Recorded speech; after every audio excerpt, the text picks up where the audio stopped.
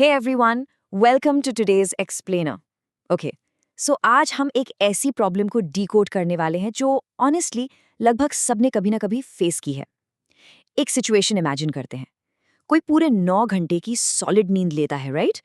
पर जब वो सुबह उठते हैं तो दे फील कंप्लीटली एग्जॉस्टेड। ऐसा लगता है जैसे सोए ही नहीं। ये एक मैसिव यूनिवर्सल पैराडॉक्स है। ऐसा क्यों होता है कि इतनी लंबी स्लीप के बाद भी एनर्जी टोटली जीरो होती है? चलिए इसकी हिडन बायोलॉजी को ब्रेक डाउन करते हैं। अक्सर देखा गया है कि लोग सुबह उठते ही सबसे पहले एक मैसिव कप ऑफ कॉफी ढूंढते हैं just to feel functionally awake, है ना?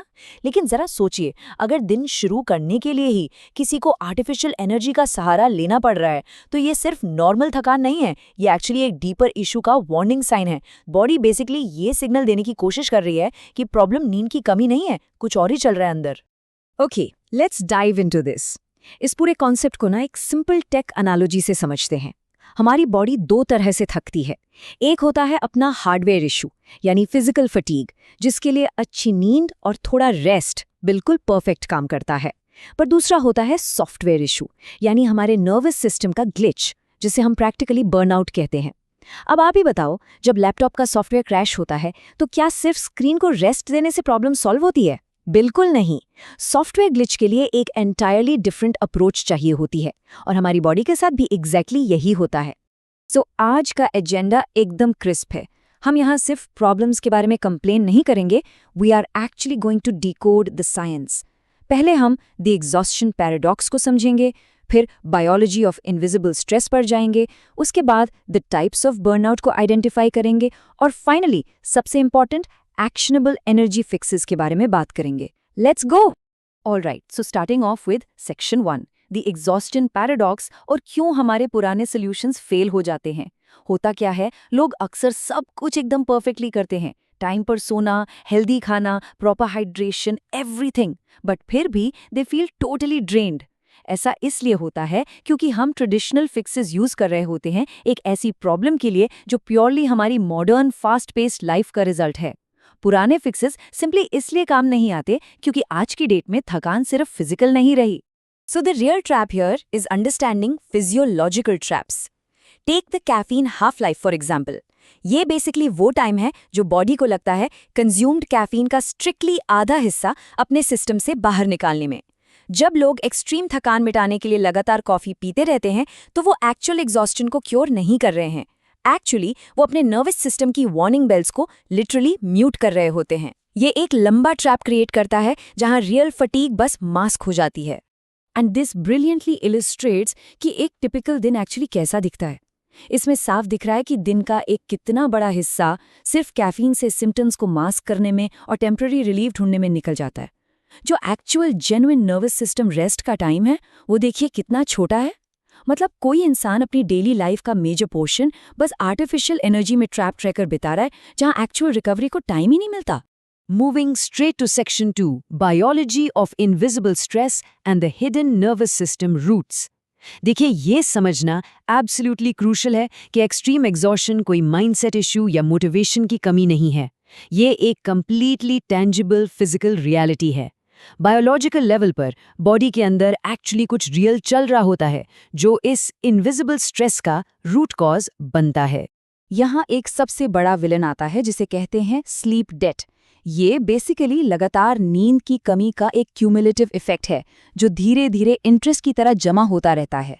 पर प्रॉब्लम तब और मैसिवली आउट ऑफ कंट्रोल हो जाती है जब ये स्लीप डेट नर्वस सिस्टम के ओवरड्राइव के साथ इंटरैक्ट करता है। बॉडी लिटरली एक कांस्टेंट फाइट और फ्लाइट मोड में फंस जाती है। ये डीप ट्रैप इंसान को एक ऐसे विशियस साइकिल में डाल देता है जहां थकान तो बहुत है पर नर्वस सिस्टम इतना हाइपर एक्टिव है कि बॉडी डीपली रेस्ट मोड में जा ही नहीं पाती। इस रियलिटी को थोड़ा और ध्यान से समझते हैं। The body is effectively paralysed by chronic invisible stress. ये ऐसी हल्की फुल्की थकान नहीं है जिसे दोपहर में एक छोटा सा नैप लेने से उड़ाया जा सके। क्रॉनिक स्ट्रेस बॉडी के सिस्टम्स को एक तरह से जैम कर देता है।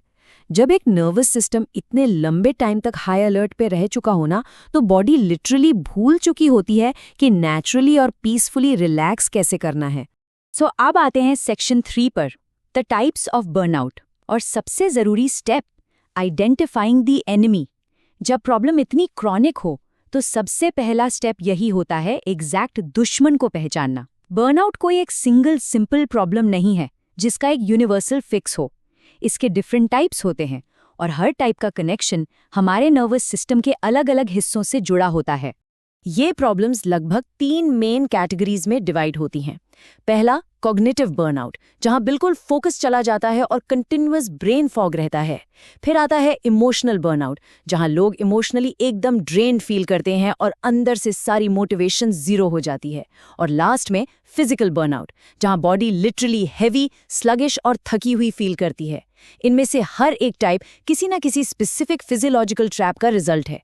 इसीलिए एग्जैक्ट प्रॉब्लम को आइडेंटिफाई करना is absolutely critical. Alright, so moving on to section 4, actionable energy fixes and the recovery protocol. अब आती है सबसे इंटरेस्टिंग और इम्पॉर्टेंट बात। हमने एग्जैक्ट प्रॉब्लम समझ ली, बायोलॉजी भी देख ली, अब डायरेक्ट सॉल्यूशंस की तरफ चलते हैं। डोंट वरी, मैं यहाँ कोई क्लीशे एडवाइस नहीं देने वाला कि बस थोड़ा एक्स्ट्रा सो लीजिए। हम actually precise science packed fixes की बात करेंगे जो जेन्युइनली एनर्जी को रूट से वापस लाते हैं। Now what's really interesting here, इसकी हर बर्नआउट टाइप एक डायरेक्ट बायोलॉजिकल फिक्स के साथ लिंक होता है। अगर किसी को कॉग्निटिव बर्नआउट है तो रेमेडी उसके जस्ट ऑपोजिट होगी, यानी सेंसरी डेप्रिवेशन या एकदम स्क्रीन फ्री डीप रेस्ट लेना। अगर इमोशनल बर्नआउट है तो वी नीड एक्टिविटीज जो वेगस नर्व को फिजिकली स्टिमुलेट करें और बॉडी के पैरासिम्पैथेटिक सिस्टम को स्विच ऑन करें। बेसिकली हर टाइप का बर्नआउट अपने खुद के एक स्पेसिफिक बायोलॉजिकल लॉक के साथ आता है और इसे ठीक करने के लिए हमें वही एग्जैक्ट बायोलॉजिकल की चाहिए होती है। तो अब सवाल ये है कि डे टू डे लाइफ में एक इफेक्टिव रिकवरी रूटीन कैसा होना चाहिए? Well, step 1, identify the root. अपनी एग्जॉशन का स्पेसिफिक टाइप समझना सबसे बड़ा और पहला स्टेप है। Step 2, break the physiological traps, जैसे दोपहर के बाद caffeine intake completely cut off करना ताकि नर्वस सिस्टम एक्चुअली आराम करना शुरू करें। और step 3, Implement a targeted nervous system reset. इसी स्ट्रक्चर्ड और साइंटिफिक तरीके से एक इंसान अपनी रियल एनर्जी को नेचुरली रिस्टोर कर सकता है बिना किसी आर्टिफिशियल स्टिमुलेंट्स पे डिपेंड हुए। As we wrap up this explainer, एक बहुत ही बड़ा सवाल उठता है। How can society ultimately change daily routines to prevent this total nervous system collapse? हमारी करंट हसल और ओवरवर्क कल्चर ने एग्जॉशन को लिटरली एक बैज ऑफ ऑनर बना दिया है, जैसे थकना बहुत कूल बात हो।